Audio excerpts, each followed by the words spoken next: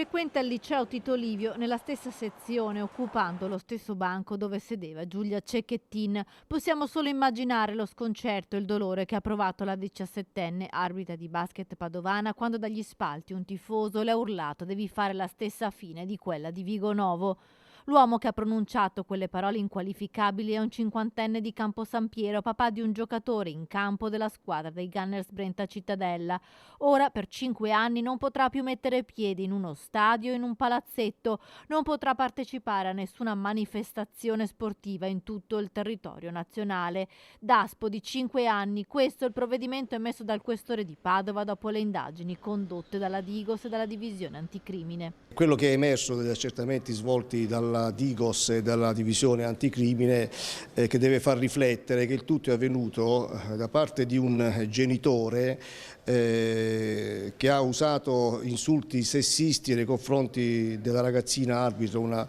17enne, reiterati con riferimenti anche poi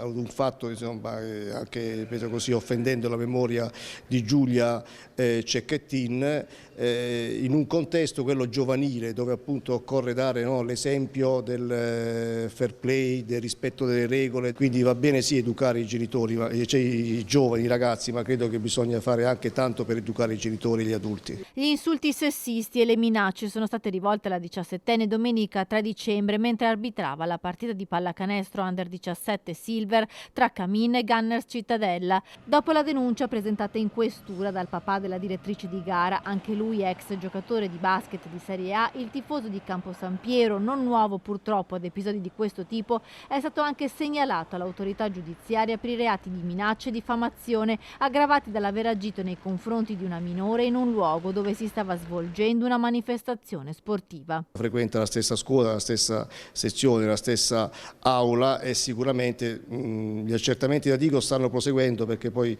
non è stato solo questo genitore, anche altri con insulti sessisti nei confronti dell'arbitra ragazzina 17enne. Le indagini dunque proseguono per individuare gli altri esagitati che hanno partecipato ai cori offensivi rivolti alla 17enne.